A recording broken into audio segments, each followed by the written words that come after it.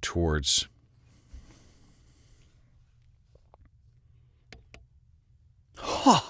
I forgot to turn my light on.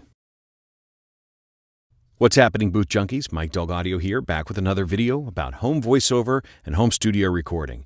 And today we're going to talk about breathing in the booth. I think a lot of people, when they get started in voiceover, they really become conscious about the way their breath sounds, and they may get coaching or they may read online that you got to really edit out all of your breaths and people should never hear you breathe. And I would kind of say that's probably really not entirely true. In the beginning, there is a tendency for new voice actors to develop some bad habits in front of the microphone that I think lead to the misconception that you need to edit out your breaths. And the first thing is, a lot of times when I've seen new voice actors working, guilty of it myself, that's for sure, that they tend to take a pause and then a dramatic, what I call a slash breath. I'm not sure how I came by that term. I forget where I got that term from. But a slash breath where you go, despite that blah, blah, blah, and you start to say your sentence and you say that you put these big slash breaths in like you're for a dramatic effect. And those sound pretty bad on in your recording. The thing that you do need to work on is managing your breath. Not only your breathing from like a singing perspective, making sure that you breathe from your diaphragm and you take good, comfortable breaths so that you don't run out of breath. But also you need to learn to breathe sort of with an open mouth and an open windpipe so that your voices, so that your inhales sound natural.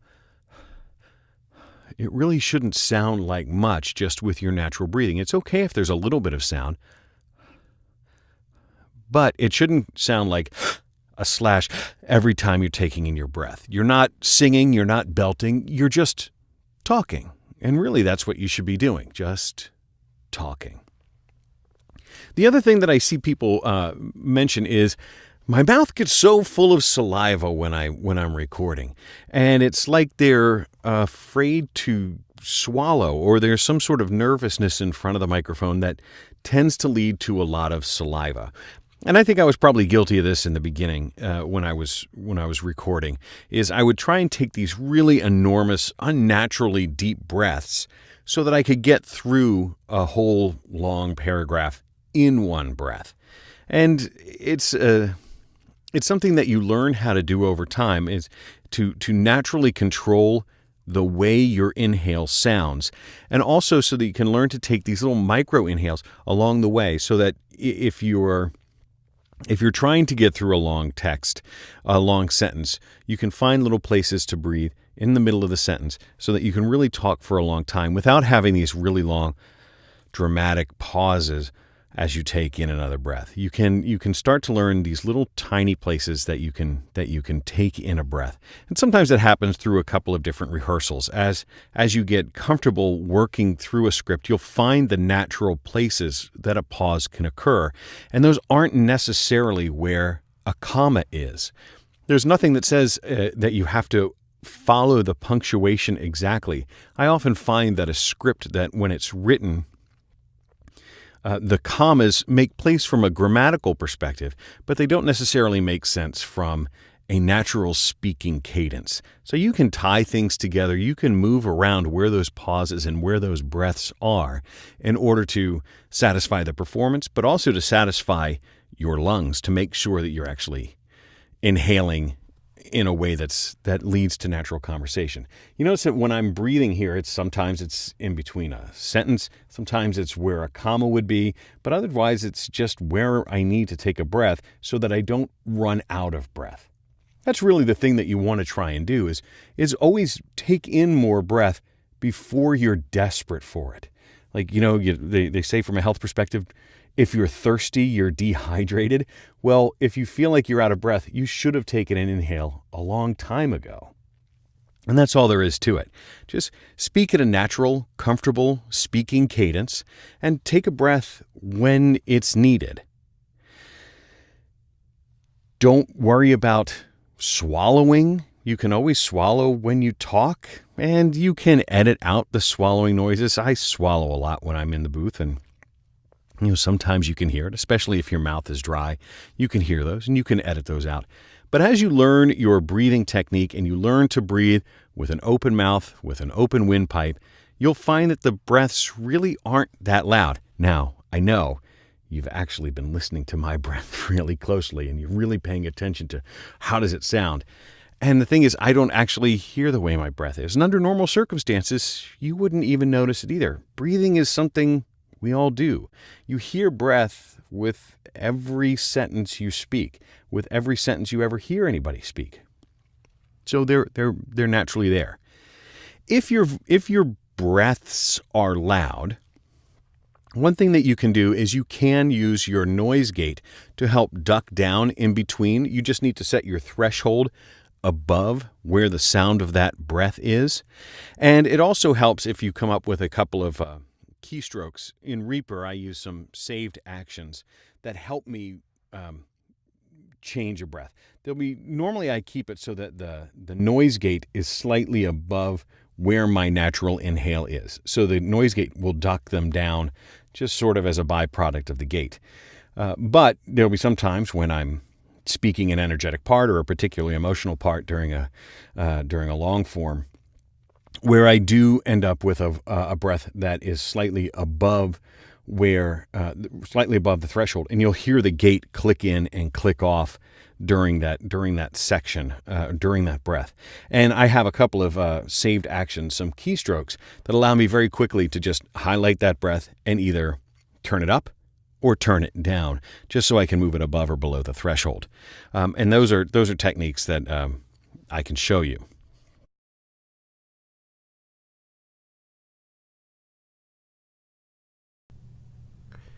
So I realized as I was sitting here editing this video that I never actually showed you in Reaper what those actions were that I was talking about.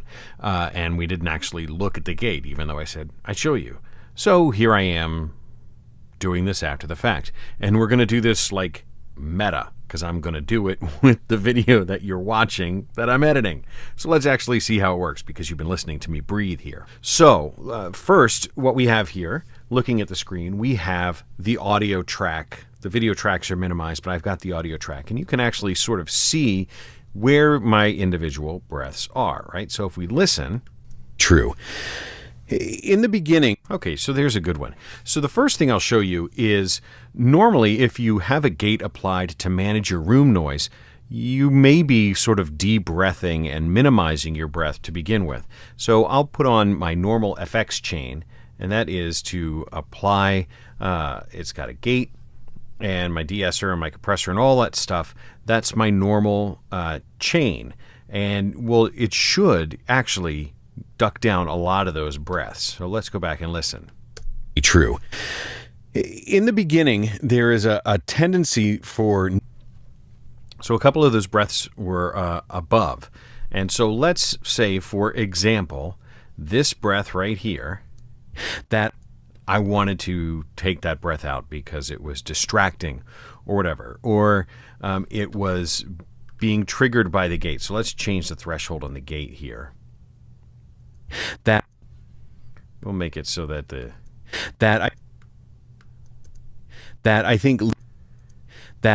okay, so when we're looking at the threshold, we can adjust where that threshold triggers. And so by raising the threshold slightly above the volume of the breath, you'll see that it ducks the breath way down. So right here, this is the breath. So we'll listen to it, and we should hear the breath is ducked down way the microphone. And that's because I've got the dry. Remember the wet and dry we've talked about in other videos. The dry is the signal before the gate is applied, and the wet is after the gate is applied, the before a process and after a process. So I have the gate. I normally have my gate bring a little bit of the dry back in, so it just sounds quieter. The microphone and we see that breath gets put way down, and that's because that sound is lower than the threshold. The microphone. But let's say the microphone. Trying to get it. The microphone.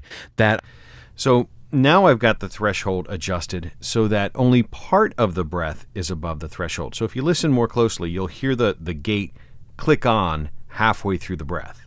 And I'll take the dry out so it's more pronounced. The microphone that you can hear that click in the middle, and that is super distracting. So what you can do, and what I have done, is I make it so that when I have my audio track selected, I have some keys mapped. So I can say, let's see if I can make this appear. So I have the minus and plus keys mapped. So if I hit minus, it automatically takes that time selection and ducks it down. So now you see it's lowered the volume just at that specific breath. So now, of the microphone that I think now it's essentially completely removed. And I can hit the plus to bring some of it back in. Of the microphone and now I've got it below the threshold of the gate, so I don't get that click anymore. Of the microphone but the breath is still a little tiny bit there. So I can of the microphone that I think now it's too loud, the gate is triggering. Of the microphone that I think now it's below the threshold of the gate. And I've done that just by creating an action. So in the actions list, I have, and I'm doing this on the fly here, but I have it mapped to plus and minus. So in the actions list, let's edit what that action is. And you'll see it selects the envelope for pre-volume FX. It inserts 4 envelope points, so that's what these 4 dots are. It makes 4 points, 2 ins and 2 outs. And then it moves the selected points down a little bit. So it takes those 2 middle points, that are the selected ones because they're solid instead of the hollow ones that are unselected. It takes the 2 selected ones and it moves it down. I have it moved down a little bit 3 times. And so that's what 1 click is. It will move it down 3 increments, whatever that increment is. And so I have that mapped to the minus key. Now I have another one mapped to the plus key. Let's see if we can find... Oh, I know what I've done wrong. I didn't want to have to hit shift. So the mnemonic is the plus key, but it's actually the equals. I have it mapped to minus and equals because I don't want to have to hit shift for plus. So it was increase the pre-FX volume. And so let's take a look at that one. Increase the pre-FX volume. Let's just edit that. And you'll see it's just the same thing. It's the pre-FX volume envelope, insert 2 envelope points, and I have it moving up a little bit twice. The increases tend to be more dramatic, so I only have it going a little bit, but that's the way I have it working. And so now whenever I make a selection, I can highlight a selection. Is that a really loud one right there? Oh yeah, look at that. So let's imagine that breath, we wanted to get rid of it and just moderate that. I can now just highlight a section and hit the minus key and it will disappear. See, so it's much quieter now. Still above the gate, but it's much quieter. Or I could make it super loud. But typically for this, I usually have the gate manage it, and I only have to do that a couple of 3 times during a performance when my breath is just slightly above or below. I try and keep the breaths in and quieter with the gate because they do sound natural, but I can adjust them that way with those actions. That's a really super quick way to do it. That's it. Now, back to the video. So that's the basics of what I have for you today, is learn to breathe quietly. It shouldn't sound like much. Learn to breathe naturally and don't get wound around the axle about when you're supposed to breathe or when you're not supposed to breathe. And just make this microphone like it's another person. Because it's a microphone doesn't mean that you have to make it this precious thing. This is just a tool to pick up your voice. If they could hear it without this microphone being in your face, that's actually the ideal, right? This is just here to listen to me. I'm not performing for it. I'm not doing anything special for it. It's just listening to me so that you can hear it. I don't have to do anything special. So that's the advice I have for you today. Think about your breathing, but think about your breathing as don't think about it. Does that make sense? My coach would always tell me when I was learning how to record, she'd say, now listen to all my notes and then forget them. And that's really what I'm telling you is the note is don't actually think about your breathing until you really need to think about it. You don't, under most circumstances, just breathe, just deliver. It's only when you're getting to the point where you need to hit something within 15 seconds, where you need to hit some, more text than you can fit in 30 seconds within 30 seconds. That's when you're going to sort of ramp yourself up with a great big breath beforehand and blast through your entire script without ever taking a breath so that you never ever hear the inhale, because you never really have time for that inhale, because you got to really get through the whole script in 30 seconds without ever taking a breath, without ever inhaling. That's when you really need to work on your inhale in advance. But that's all going to get edited out before you ever do anything. And that's when you can inhale. So you can do those long things and you can practice with those deep inhales. But under normal circumstances with long form narration, magazine articles, audiobooks, things like that, just breathe. I hope this helps. Now, go get in your booth and breathe, but record something amazing.